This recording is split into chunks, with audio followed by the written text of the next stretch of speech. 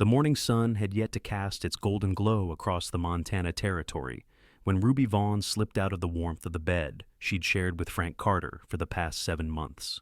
Her fingers trembled as she packed her meager belongings into a weathered carpet bag, 2 dresses, a hairbrush, the silver locket from her mother, and the wages she'd saved from working at the local saloon. Tears threatened, but she blinked them back. This wasn't the life she'd imagined for herself, living on a remote ranch with a widowed cowboy and his young son, no matter how much her heart had grown to love them both. Ruby paused at the small window, looking out at the endless prairie stretching toward the Bitterroot Mountains. It was 1878, and the promise of a new life beckoned from beyond those peaks.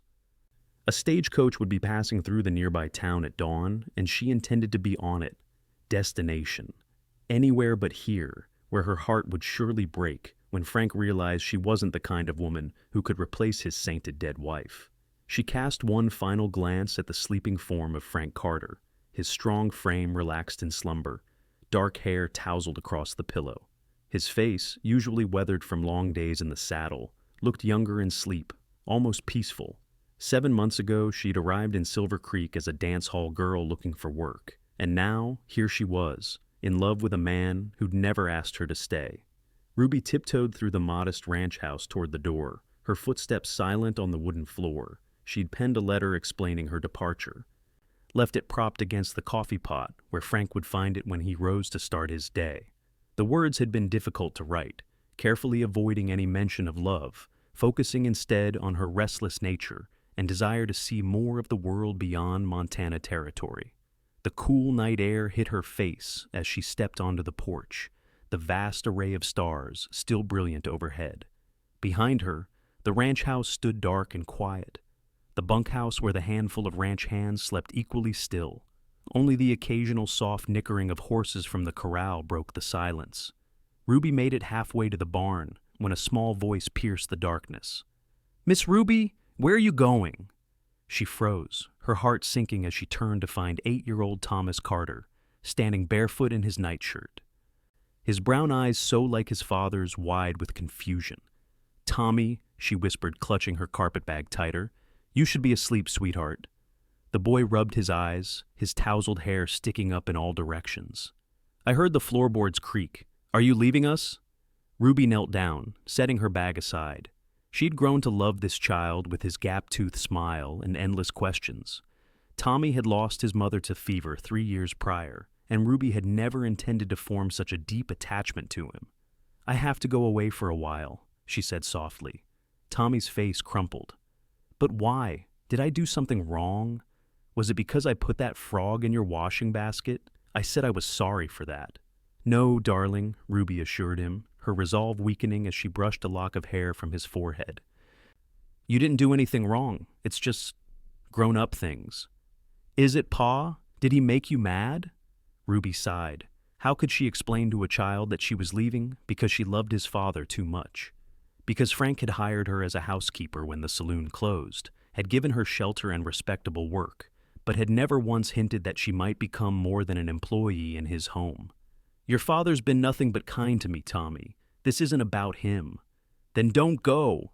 Tears welled in the boy's eyes. He grabbed her hand with surprising strength.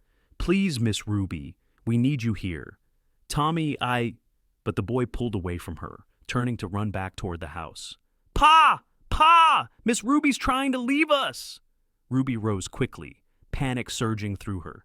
"Tommy, no! Please don't wake your father!" Too late. The boy disappeared through the door, his bare feet pounding across the wooden floor. Ruby stood frozen, torn between fleeing immediately and waiting to face Frank. Pride urged her to run, but something stronger kept her rooted to the spot. Within moments, a lamp flared to life inside the house. The door swung open, and Frank Carter emerged, hastily pulling suspenders over his shoulders, his shirt only half-buttoned. Behind him, Tommy clutched at his father's pant leg, tears streaming down his freckled cheeks. "Ruby?" Frank's voice was rough with sleep, but his eyes were alert, taking in her traveling clothes and the carpet bag at her feet. "What's going on here?" Before she could answer, Tommy broke free from his father and ran toward her, throwing his arms around her waist. "We ain't done loving you yet," he sobbed, burying his face against her skirts. Please don't go, Miss Ruby. Please. Ruby's eyes met Frank's over the boy's head. The confusion on his face gave way to understanding, and something else, something that made her breath catch. Tommy, Frank said gently, go on back inside for a minute. I need to talk to Miss Ruby alone. But she's gonna leave, Tommy protested, clinging tighter. Frank approached, his boots crunching on the gravel. No, son, she's not going anywhere until we've had our say. Now go on in and wait by the fire. I'll be there shortly with Miss Ruby. The boy reluctantly released her, his tear-stained face tilted up to hers. Promise you'll come back inside? Promise? Ruby couldn't help herself. She brushed away his tears with her thumb. I promise I'll come talk before I make any decisions. Seemingly satisfied, Tommy nodded and trudged back to the house, casting anxious glances over his shoulder until he disappeared inside. When they were alone, Frank stepped closer.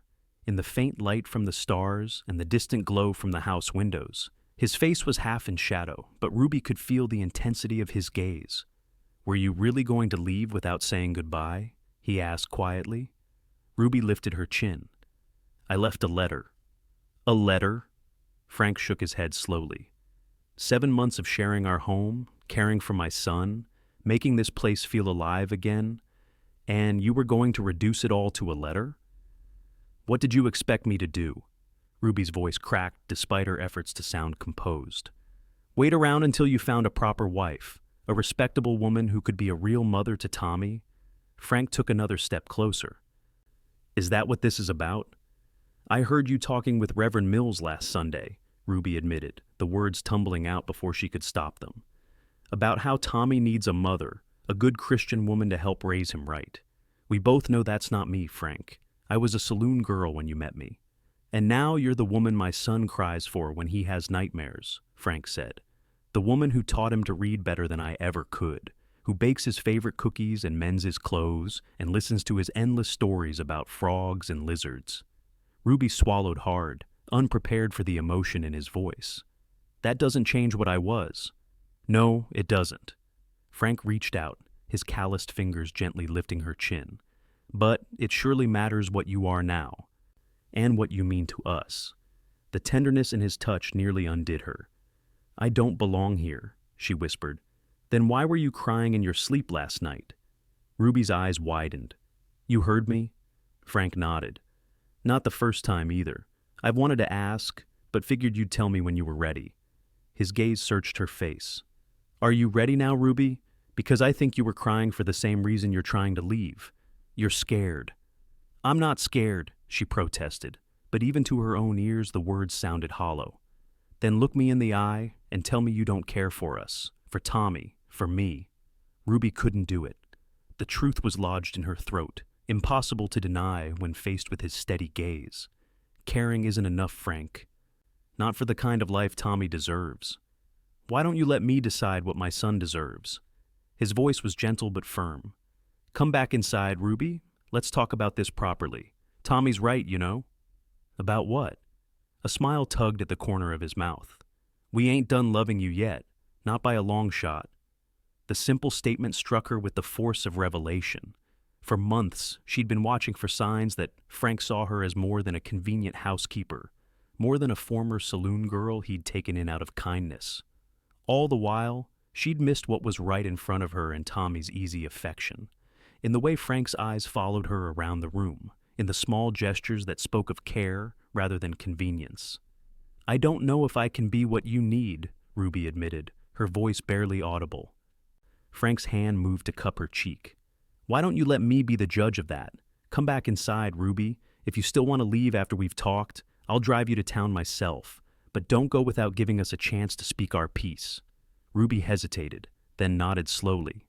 Frank bent to pick up her carpet bag, his other hand finding the small of her back, as he guided her toward the house where a lamp burned welcomingly in the window. Tommy was sitting on the edge of a chair by the fireplace, his small face a study in anxiety. When he saw them enter together, his expression transformed with hope. You're staying? He asked immediately, jumping to his feet. We're going to talk, Ruby told him, her heart melting at the naked emotion on his face. Your pa and I have some things to figure out. Frank set her bag down and helped her remove her shawl. Tommy, why don't you go back to bed? Miss Ruby and I need to have a grown-up conversation. Tommy's face fell. But what if she leaves while I'm asleep? Ruby knelt before him, taking his small hands in hers. I promise I won't leave without saying goodbye properly, but it's still nighttime, and little boys need their sleep. I'm not little, Tommy protested, though a yawn betrayed him. I'm almost 9.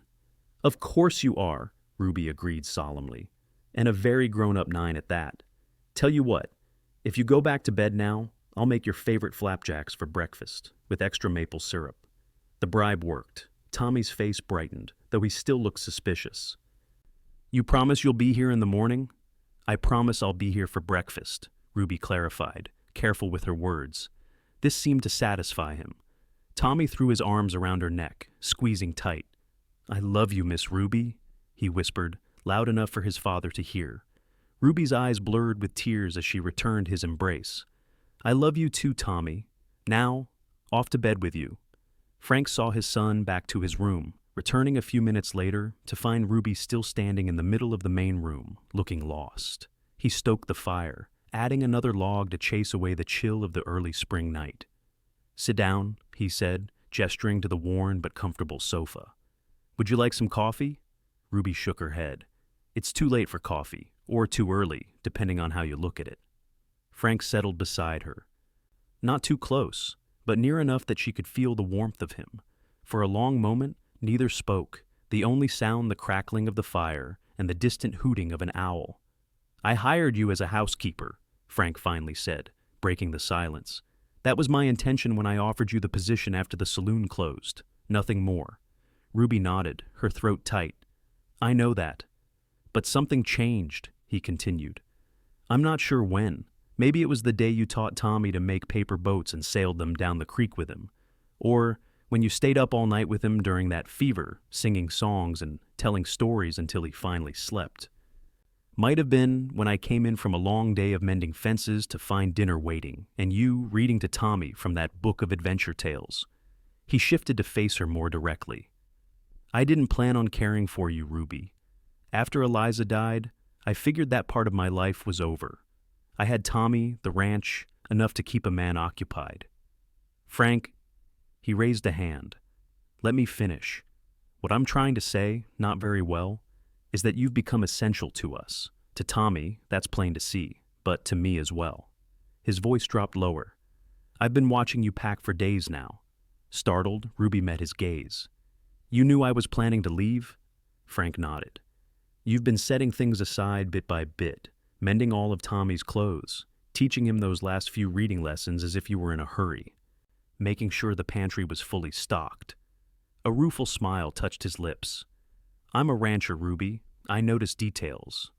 Then why didn't you say anything? I was hoping you'd change your mind on your own, or that you'd tell me what was bothering you.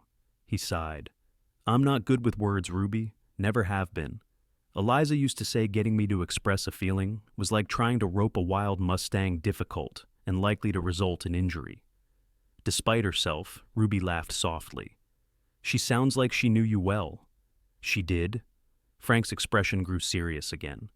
But that was another life, and while I'll always honor her memory, it's you who's here now. You who's brought light back into this house. You who my son cries for. You who I find myself thinking about when I should be concentrating on ranch business. Ruby's heart quickened. What are you saying, Frank? He took her hands in his touch gentle despite the calluses from years of hard work. I'm saying I don't want you to go. I'm saying that when I talked to Reverend Mills about Tommy needing a mother, I was trying to work up the courage to ask if he'd perform a ceremony. For us. Ruby stared at him, certain she had misheard. For us? Unless I've completely misread things. Uncertainty crept into his voice. If you don't feel the same way, no. Ruby squeezed his hands. I mean, yes, I do feel... Frank, are you asking me to marry you? The vulnerability in his eyes nearly broke her heart. I am, probably doing a poor job of it, but yes, I love you, Ruby. I think I have for months now, and Tommy adores you. We'd like you to stay, not as our housekeeper, but as my wife and his mother. If you'll have us. Ruby felt lightheaded, joy and disbelief warring within her. But what about my past? The townspeople? The church? I don't give a damn what anyone thinks, Frank said firmly. You're a good woman, Ruby. Kind, smart, hardworking. The past is past. All I care about is our future. Tears spilled onto Ruby's cheeks. I never thought... I was so sure you still saw me as the saloon girl you took pity on. Frank's thumb gently wiped away her tears. Is that why you were leaving? Because you thought I didn't care? Ruby nodded, unable to speak.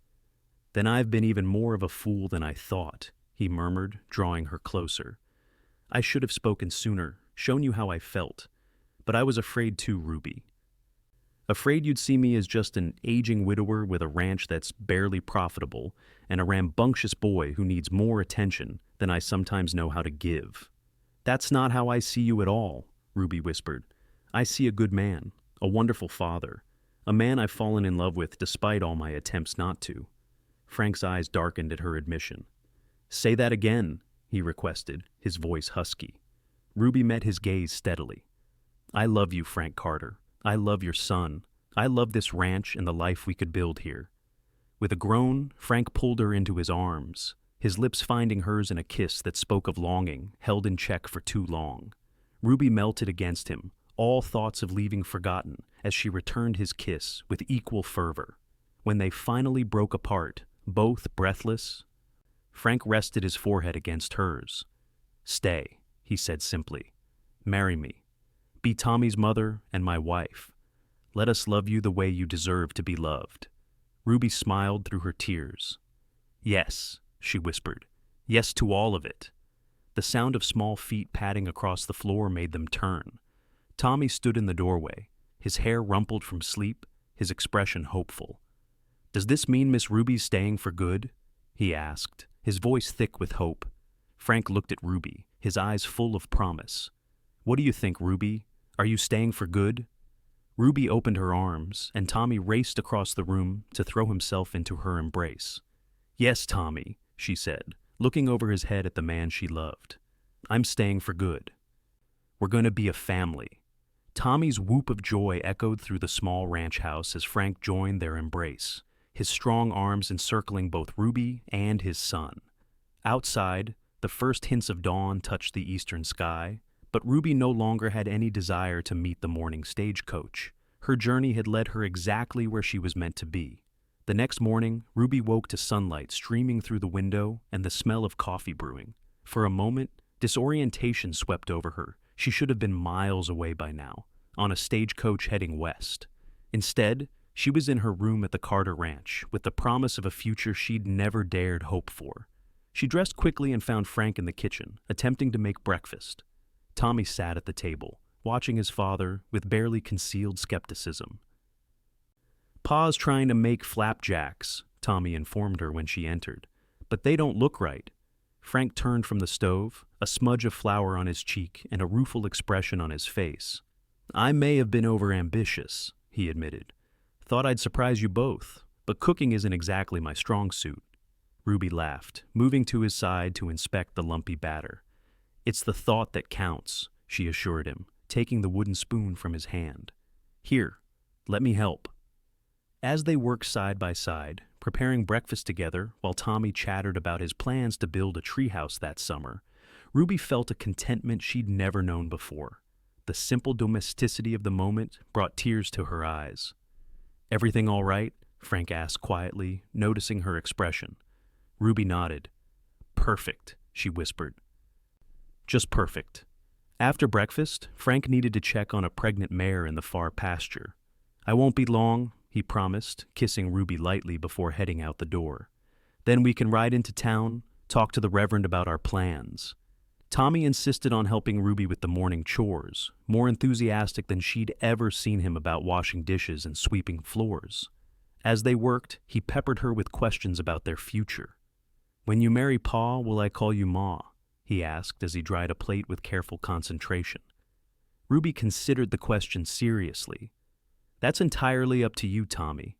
You can call me Ruby if you prefer, or Ma if that feels right to you. Whatever you're comfortable with. My real Ma died when I was 5, Tommy said matter-of-factly. I don't remember her much anymore. Pa keeps her picture on his dresser and tells me stories, but it's hard to remember. Ruby's heart ached for the child who'd lost his mother so young. Your mother will always be your mother, Tommy. I would never try to replace her or make you forget her. Tommy nodded, thoughtful beyond his years. I think she'd like you, he decided finally.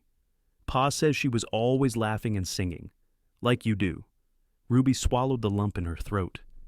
That's a wonderful compliment.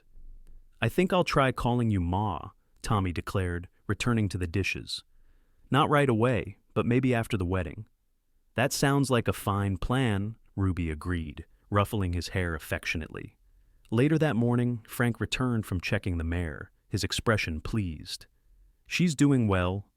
Probably another week before she foals. He glanced between Ruby and Tommy, noting their conspiratorial smiles. What have you two been up to? Just talking, Tommy said innocently, about family things.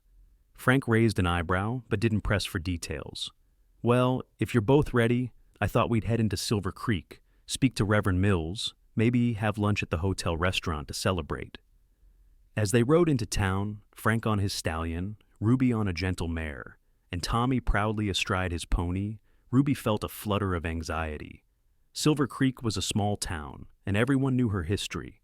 The news of her engagement to one of the area's respected ranchers would spread like wildfire. Frank seemed to sense her nervousness. As they hitched their horses outside the church, he took her hand. Having second thoughts? He asked quietly. No, Ruby assured him quickly. Just wondering what people will say. Nothing that matters, Frank stated firmly, and anyone who can't be happy for us isn't welcome at our wedding anyway. Reverend Mills received them in his small office adjacent to the church. The elderly minister's eyebrows rose slightly at Frank's announcement, but to his credit, his congratulations seemed genuine. I'm pleased to hear you found happiness again, Frank, he said, reaching for his calendar. As for a date, I have an opening 3 weeks from Sunday, if that suits. The sooner the better, Frank replied, looking at Ruby for confirmation. She nodded, squeezing his hand. As they left the church, planning to head to the hotel for lunch, Ruby felt the stares of townspeople who'd noticed their arrival. Mrs. Peterson, the storekeeper's wife and one of the town's most notorious gossips, made a point of crossing the street to intercept them. Frank Carter, she said, her voice carrying. What brings you and young Thomas to town on a Tuesday? Frank straightened to his full height, his hand firm on Ruby's back. Good morning, Mrs. Peterson. We're celebrating, actually. Miss Vaughn has done me the honor of agreeing to become my wife. We've just been setting the date with Reverend Mills. Mrs. Peterson's mouth formed a perfect O of surprise, her eyes darting between Frank and Ruby. Well, that's unexpected news. Is it? Frank's voice was pleasant, but held a note of challenge. Miss Vaughn has been caring for my son and my household for 7 months now. Anyone with eyes could see she's been a blessing to us. Mrs. Peterson flushed slightly. Of course, it's just...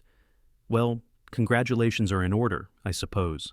Thank you, Ruby said, finding her voice. We're very happy. Tommy, who had been quiet during the exchange, suddenly piped up. Miss Ruby makes the best biscuits in the territory, Mrs. Peterson. And she can ride almost as good as Pa, and she knows all the constellations in the sky.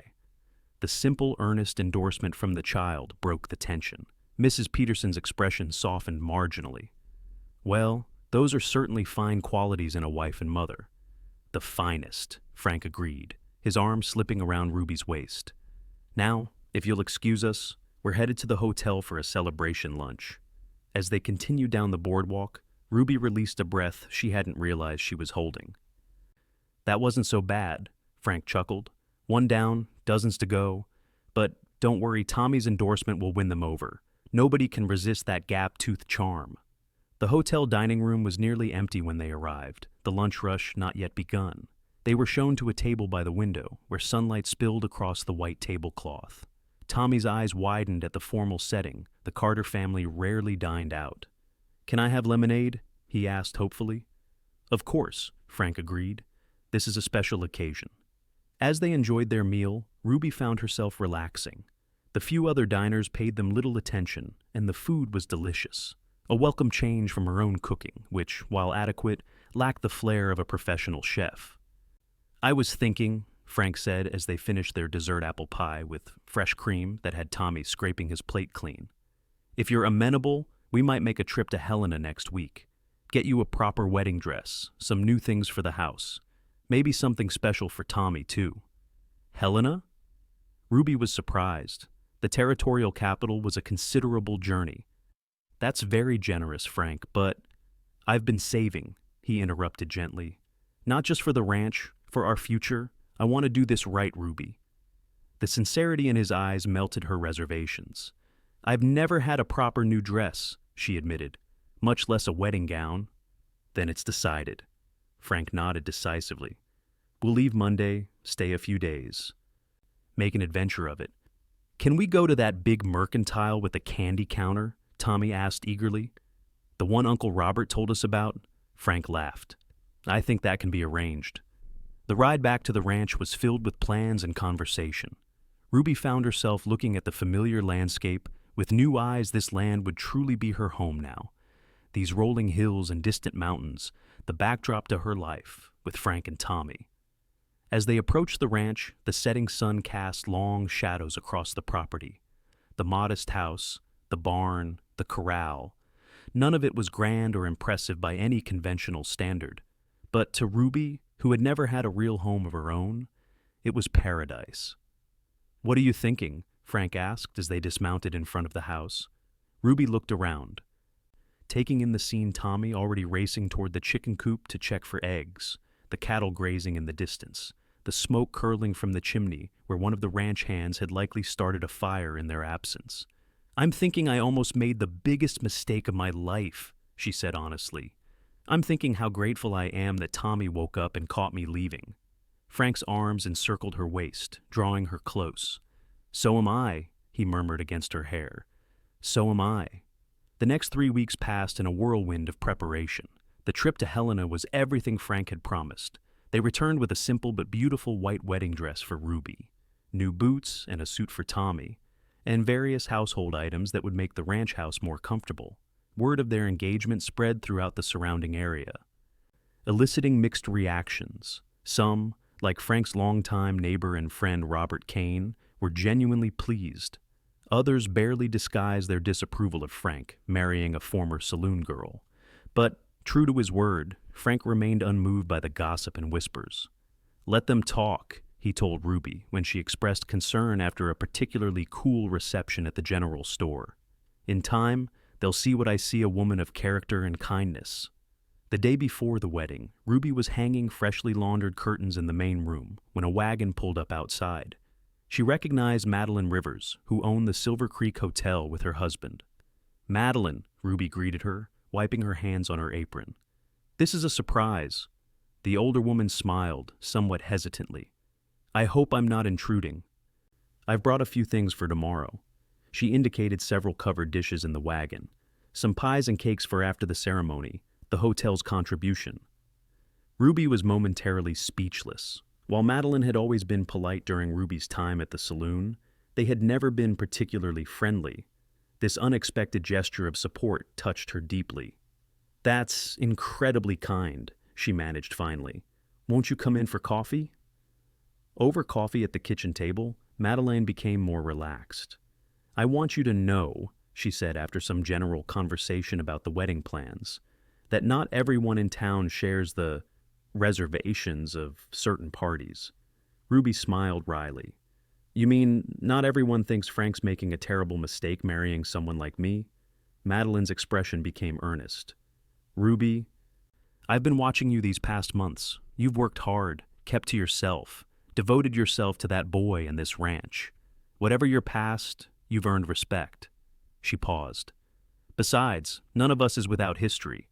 Some just hide theirs better than others." After Madeline left, Ruby found herself reflecting on the woman's words. Perhaps, in time, she could truly belong here, not just in Frank's home, but in the wider community as well. The wedding day dawned clear and bright, the June sky an endless blue overhead. Ruby woke early, her stomach fluttering with nerves and excitement. Today she would become Mrs. Frank Carter, a rancher's wife, a mother to Tommy. Madeline arrived mid-morning to help Ruby prepare, along with Robert Kane's wife Sarah, who brought wildflowers freshly picked from the meadows. "Every bride needs something to carry," Sarah explained, arranging the flowers into a simple but beautiful bouquet tied with white ribbon. The ceremony was to take place at the ranch rather than the church. Frank's decision, made to ensure Ruby's comfort. A small arbor had been constructed near the creek that ran through the property, and chairs borrowed from neighbors, and the church had been arranged in neat rows. By early afternoon, guests began arriving, fewer than might have attended had Frank married a local widow or daughter, but enough to show that not everyone shared Mrs. Peterson's disapproval. The ranch hands had cleaned up impressively, their hair slicked down and boots polished to a shine. Robert Kane, as Frank's oldest friend, would stand as his best man, while Tommy insisted on escorting Ruby down the makeshift aisle.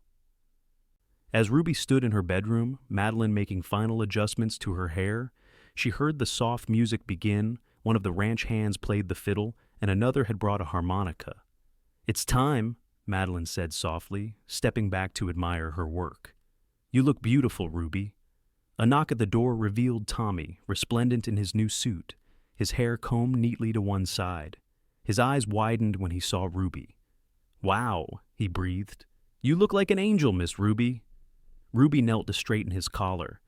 "And you look like the handsomest young man in the territory. Are you ready to walk me to your father?" Tommy nodded solemnly, offering his arm just as Robert had shown him. "I practiced," he informed her proudly. The simple ceremony beneath the arbor, with the mountains in the distance and the creek bubbling nearby, was everything Ruby could have wished for. Frank, standing tall and straight in his best suit, watched her approach with such naked adoration in his eyes that any lingering doubts Ruby might have harbored about his feelings vanished completely. Reverend Mills spoke of commitment and partnership, of building a life together founded on mutual respect and care. When it came time for the vows, Frank's voice was steady and sure, his promises to love, honor, and cherish Ruby spoken with unwavering conviction. When Ruby's turn came, she was surprised to find tears threatening. "I, Ruby Vaughn, take you, Frank Carter, to be my lawfully wedded husband," she began, her voice growing stronger with each word. "I promise to stand by your side through whatever life brings us, to be a mother to your son, to make a home filled with love and laughter. I will be your partner and your friend, your comfort in sorrow and your companion in joy from this day forward, as long as we both shall live." "The rings," Reverend Mills prompted, and Tommy stepped forward importantly, producing a small leather pouch. The gold band Frank placed on Ruby's finger was simple but beautiful, with a small diamond that caught the sunlight. "It was my grandmother's," he explained softly as he slid it into place. Ruby's gift to Frank was a plain gold band purchased in Helena with her carefully saved wages. As she placed it on his finger, she felt a sense of rightness, of completion. "By the authority vested in me," Reverend Mills announced, "I now pronounce you husband and wife. You may kiss your bride." Frank's kiss was tender and reverent, his hands cradling her face as if she were something infinitely precious. When they turned to face their guests, Ruby was startled by the enthusiastic applause. Even Mrs. Peterson, who had decided to attend after all, was clapping, albeit somewhat reservedly. The celebration that followed was joyous and relaxed. Tables had been set up under the trees, laden with food, contributed by neighbors and friends. The ranch hands had constructed a dance floor of sorts, and as the afternoon progressed into evening, the fiddle player struck up lively tunes that had everyone joining in. Ruby danced first with her new husband, then with Tommy, who performed his steps with careful concentration.